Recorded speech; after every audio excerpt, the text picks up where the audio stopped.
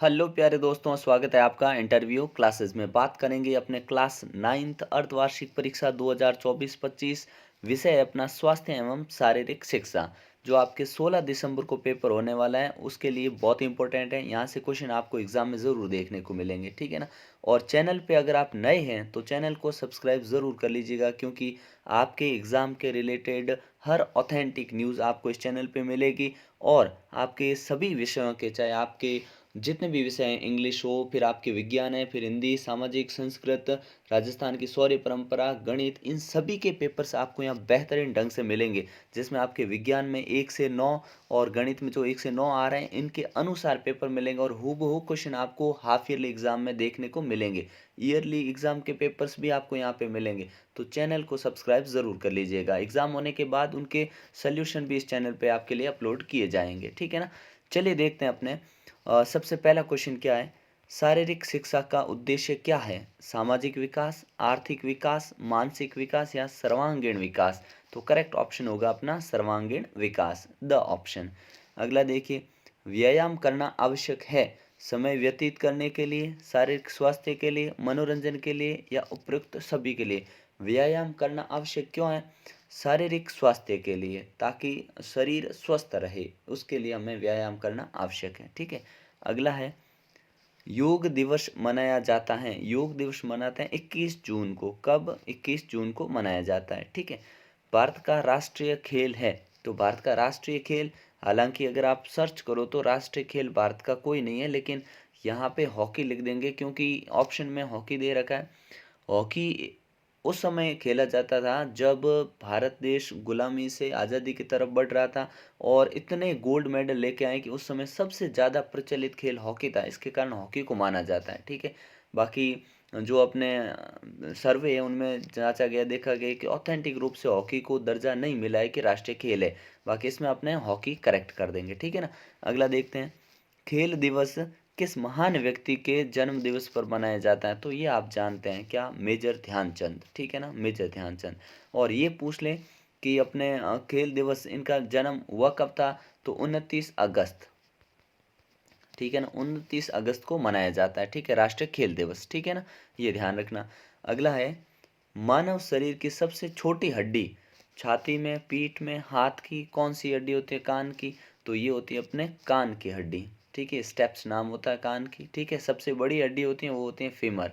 कौन सी होती है? फीमर, ठीक है ना, ये ध्यान रखना, सबसे बड़ी हड्डी, और कान में सबसे छोटी हड्डी होती है। एक आदर्श धावन पथ कितने मीटर का होता है? तो एक आदर्श धावन पथ होता है वो अपने 400 मीटर का होता है। कितने? 400 मीटर का होता है, ठीक है। फिर अगला है अपने, रीढ़ की हड्डी के लिए किए जाने वाला मुख्य आसन कौन सा है? जो रीढ़ की हड्डी के लिए करते हैं वो कौन सा है? वो है भुजंगासन। कौन सा है? भुजंगासन, ठीक है ना। स ऑप्शन अपना करेक्ट हो जाएगा। अगला क्वेश्चन देखते हैं, रिक्त स्थान वाले क्वेश्चन है, ठीक है। रिले दौड़ में कुल डैश खिलाड़ी भाग लेते हैं? तो रिले दौड़ जो होती है उसमें कुल कितने खिलाड़ी भाग लेते हैं? तो इसमें 4 खिलाड़ी होते हैं। कितने खिलाड़ी होते हैं? 4, याद रखना, ठीक है। फिर है, खो खो खेल मैदान की लंबाई और चौड़ाई सीनियर सेतु कितनी होती है? तो देखिए, सीनियर सेतु जो यहाँ पे देखिए, ये छोटी दे रखी है और ये बड़ी दे रखी है। तो उसका मतलब ये हो गया, सीनियर के लिए कोई ये कि अपने को जूनियर की दे ही नहीं रखी है, ठीक है ना।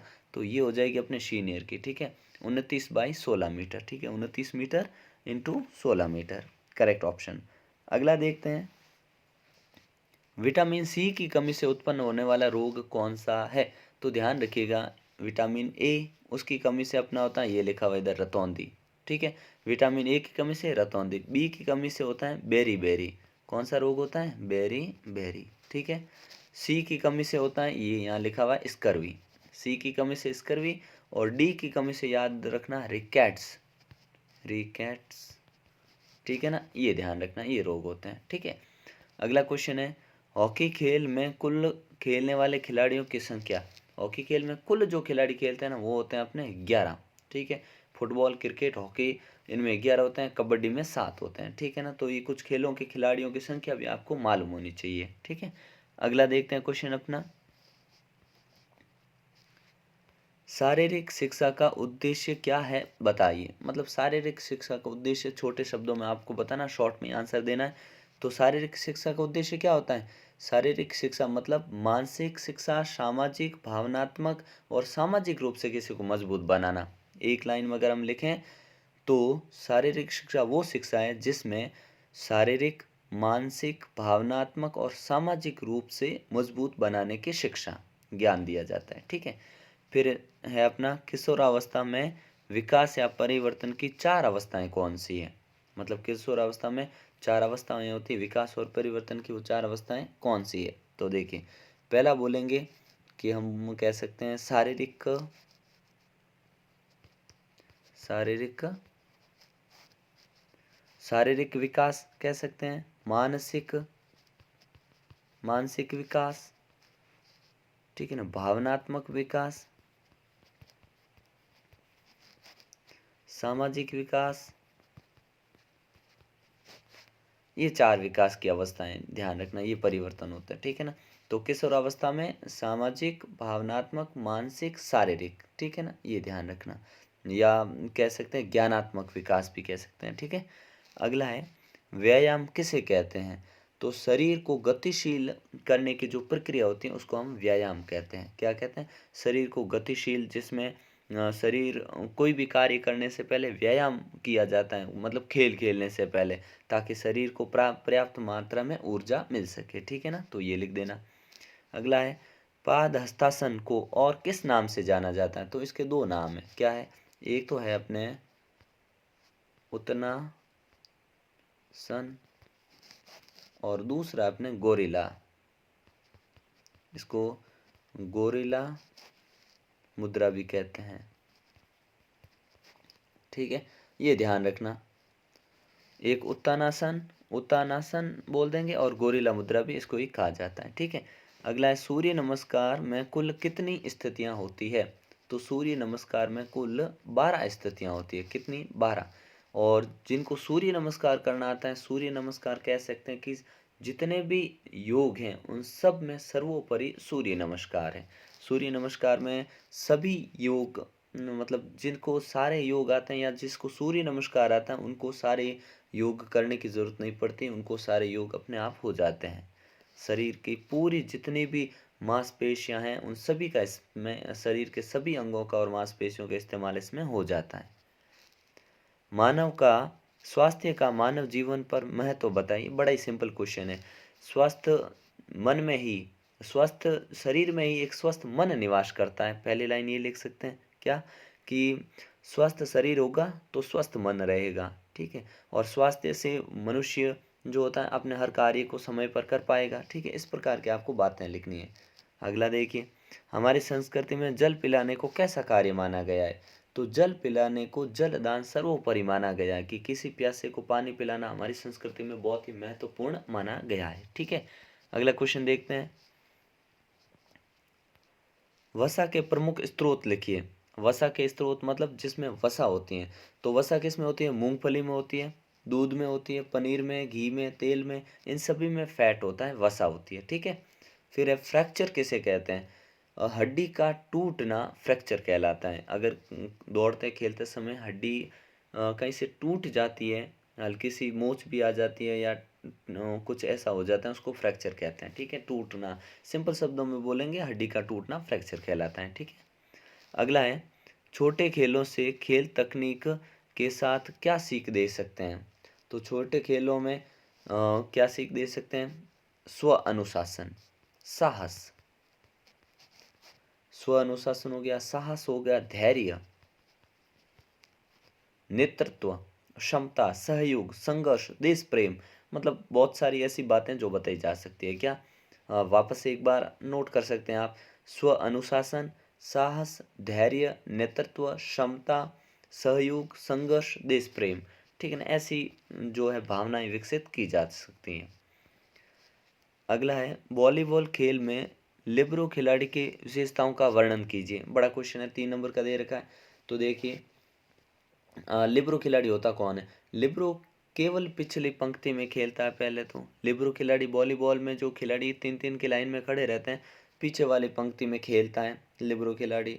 इसका मुख्य काम रक्षात्मक ढंग से खेलना होता है। ये रक्षा, अग्रेसिव नहीं होता, आक्रमणकारी नहीं होता है। ठीक है। और आक्रमण करता ही नहीं है। ये सर्विस भी नहीं कर सकता, ठीक है। इसकी कुछ ये 3 विशेषता बताइए, कुछ और विशेषताएं भी आप लिख सकते हैं, ठीक है। दौड़ की तकनीक युक्तियां लिखिए, बाधा दौड़ और रिले दौड़ में प्रमुख अंतर लिखिए। तो देखिए दौड़ की जो युक्तियां हैं, जो तकनीक है, उसमें पहला नियम ये है कि कंधे और कूल्हे एकदम सीध में रखने चाहिए, ठीक है।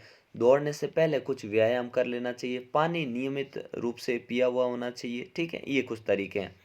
बाधा दौड़ और रिले दौड़ में अंतर क्या है, या इन दोनों में कुछ अंतर बताने हो तो देखिए, बाधा दौड़ में बाधाएं होती है, ठीक है ना, लगभग इसमें 10 बाधाएं होती है। कितनी बाधाएं? 10 बाधाएं होती हैं।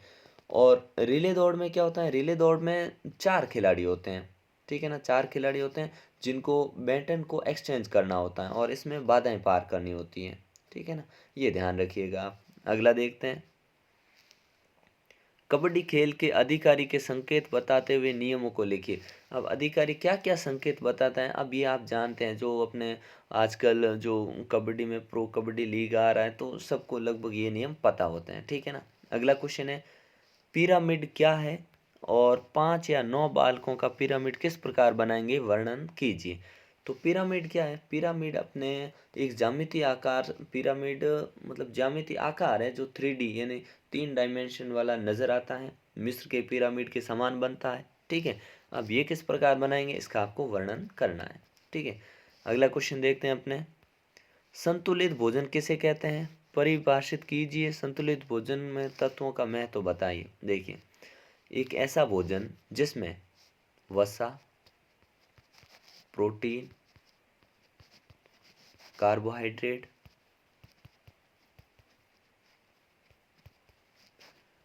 खनिज लवण,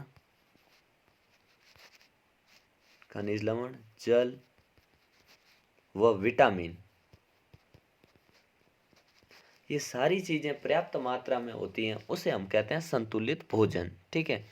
संतुलित भोजन के अब जो हमने तथ्य अभी लिखे थे ना 6, उनको आपको थोड़ा और विस्तार से बताना है, ठीक है। फिर है, जलना या झुलसना दुर्घटना के लक्षण और उपचार लिखिए, ठीक है। ये लिख सकते हैं मन से। विद्यालय में स्वास्थ्यप्रद पर्यावरण परिस्थितियों को बनाने के कौन कौन से उपाय है, ये लिखना है, ठीक है ना, कि किस प्रकार से आप पर्यावरण में मदद करते हुए विद्यालय के वातावरण को एकदम स्वस्थ रखेंगे और बढ़िया रखेंगे, ठीक है। फिर है, सूर्य नमस्कार किन किन आसनों का अभ्यास होता है, विस्तार से समझाना है, ठीक है। ये आपका पेपर है। इन क्वेश्चंस को 2 बार प्रैक्टिस कर लीजिएगा, बेहतरीन ढंग से पढ़ते रहिए। कोई समस्या आती है तो कमेंट सेक्शन में लिखिएगा, ठीक है। और बाकी जो सब्जेक्ट्स के हैं पेपर आपको धीरे धीरे यहाँ सारे मिल रहे हैं, ठीक है। तो मिलते हैं नेक्स्ट पार्ट में, तब तक के लिए जय हिंद, जय भारत।